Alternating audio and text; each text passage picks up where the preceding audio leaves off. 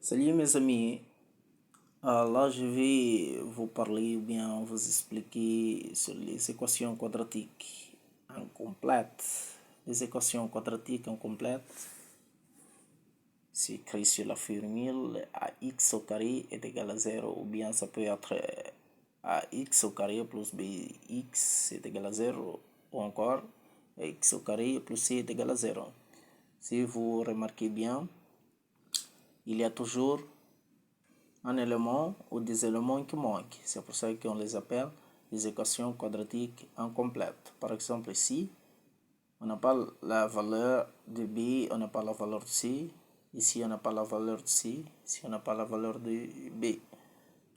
Donc, c'est pour ça qu'on les appelle des équations quadratiques incomplètes. Et l'autre chose, quelqu'un peut demander pourquoi on a toujours le ax au carré. Qu'est-ce qui ça peut arriver si on n'arrive pas à voir le ax au carré? Ok. Là, on sera plus dans les quatre des équations quadratiques ok, incomplètes ou bien complètes. Oui, sont appelées des équations quadratiques parce qu'on a le max de degrés x au carré. Ok. Et c'est pour cela que les équations quadratiques au maximum ils doivent avoir deux racines au maximum. Ok, x1, x2 au maximum peut être des racines différentes ou des racines égaux ou bien un seul racine. Ça dépendra du delta. Mais là, je vais vous expliquer comment résoudre des équations quadratiques incomplètes sans préciser de notre formule delta. Ok. Par exemple, si on a x au carré plus 3x, ok, yeah. Ma caméra n'est pas bien là, plus 3x est égal à 0. Ok, je vais vous expliquer et je crois qu'il y a beaucoup d'élèves ici au Mozambique et par ailleurs qui ont des difficultés de résoudre ce genre d'équations, mais d'une forme très simple. Je vais là vous expliquer. Par exemple, si vous remarquez dans cette équation, on va identifier les valeurs de A. Le A est égal le coefficient de x au carré. X au carré est là, c'est-à-dire le coefficient, c'est un élément qui apparaît devant, ok, le terme dépendant ou devant une lettre, une variable, ok, on appelle coefficient. Donc, le coefficient de A, c'est le A. S'il n'apparaît rien, c'est-à-dire qu'on a le A. Donc, on cherche aussi le coefficient de B. Le coefficient de B, c'est la valeur qui apparaît devant la variable X. Ok, X est là. C'est ce qu'il y a devant. C'est le 3. Valeur de C, c'est le terme indépendant. Malheureusement, on n'a rien. Donc, c'est nul. Dire nul, 0, c'est-à-dire qu'on n'a rien. Ok, c'est de la première chose à faire. Donc, on n'a pas besoin de calculer et utiliser notre formule delta. Ok, je vais vous montrer quelques extras. Si vous remarquez là, on a du terme commun, c'est le x. On va mettre le x dehors le parenthèse ou en évidence, c'est-à-dire le x reste dehors de parenthèse. Il faut sur votre brouillon faire ceci. On suppose que tu as des difficultés d'identifier les valeurs entre les parenthèses, sachant que tu as déjà un x. Ok, il y a quelqu'un directement, rapidement, on peut le fermer. On va tenir en compte que bon, tout le monde ou bien il y a des gens qui ont des difficultés. Ok, ce que je peux faire ou on peut faire, c'est de poser la question suivante. J'ai un x dehors. Il me faut quelque chose dedans, ou quelques éléments, pour avoir x au carré. Mathématiquement, il faut questionner comme ça. J'ai un x dehors.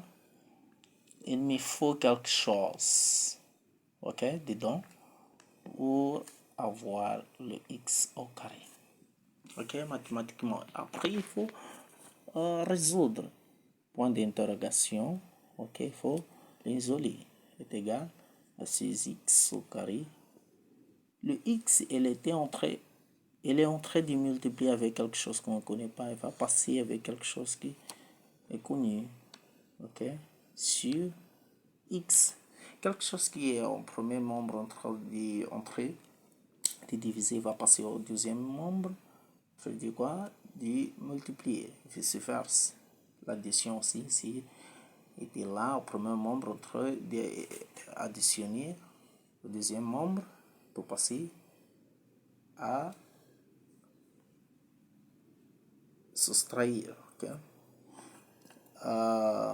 Donc, quelque chose qu'on cherche, ou le point qu'on cherche, qu'on ne connaît pas, est égal à combien? X au carré. C'est la même chose que x fois x sur x. Là, on peut simplifier. Ok? Mais il ne faut jamais simplifier ça. X, par exemple, plus x sur x. Il ne faut jamais dire ou faire ça. C'est faux, c'est grave. Ok? Mais là, quand on a une multiplication, on produit normal, on peut simplifier. Mais dans ce cas, non, c'est interdit, c'est grave, c'est bizarre. Ok? Donc, là, on va dire que le point d'interrogation qu'on cherche, l'élément qu'on cherche, est égal à combien? X, parce qu'on a simplifié. Ok? On reste avec X. Je vais l'écrire là. Donc, si je teste x fois x, ça me donne x au carré. Malheureusement, heureusement, ok, c'est ça que je cherchais. Donc, j'ai un élément dehors pour trouver, je cherche un élément dedans pour avoir le 3x. C'est la même question mathématiquement que je dois me poser. J'ai un élément dehors, ok, je cherche un élément dedans pour avoir le 3x. Ok, mathématiquement, il faut écrire comme ça. Donc, ces éléments que je ne connais pas, ça égale combien? 3x sur x. Là, je peux couper x et le x. Le nombre que je cherche est égal à 3. Je viens ici, je mets mon 3. C'est fini, il n'y a plus de terme par là. Je fais mon parenthèse, je mets égal 0. Donc, je peux tester encore. Si je fais la distributivité x fois x, x fois 3, x fois x, ça me donne x au carré. X fois 3, ça donne 3x. Donc, mathématiques permet aussi que tu fais n'importe ce que tu veux, de telle manière que tu arrives à voir le pas précédent. Ok? Si tu n'arrives pas à voir le pas précédent, c'est-à-dire qu'il y a quelque chose qui ça ne va pas bien. Ok? Donc, à partir de là, ok, il faut poser la question suivante. J'ai un produit de deux éléments pour qu'il donne 0. C'est impossible que, par exemple, 12 éléments différents de 0 donnent 0. Par exemple, 1, 3 fois 4. C'est impossible de donner à 0. 1 100 fois 40 ne va jamais donner à 0. 1 8 fois 2, vous voyez. Il faut qu'au moins un des éléments soit 0. Par exemple, 0 fois 30, c'est juste, est égal à 0. N'importe quel nombre multiplié par 0 est égal à 0. Produit d'un nombre par 0, c'est 0. C'est ça qu'on doit appliquer ici. Ok? C'est ce genre de raisonnement qu'on doit avoir, ok, pour se sortir de cette situation.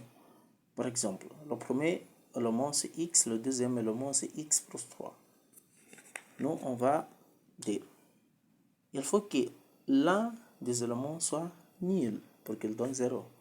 C'est-à-dire, le premier élément x, il faut qu'il soit 0. Ou bien, mathématiquement, on peut utiliser ceci, ok? Ou bien, le x plus 3, ça égale à 0. Donc, x est égal à 0, c'est déjà une solution, c'est bon. Ou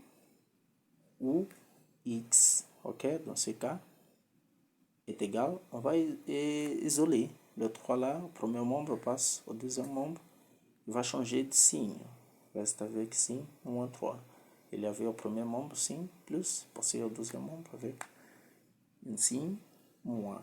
Donc, on ne peut rien faire jusqu'à là. On a trouvé de notre solution. On va écrire comme ça, solution. Le plus petit, c'est moins 3 en ordre. Ok? Le plus grand, c'est 0. Il faut tester, c'est à vous de tester. Il faut remplacer, ok? Là où on a le x par moins 3, et calculer. Il faut que ça soit 0 à la fin. Si ne donne pas 0, c'est-à-dire que c'est faux.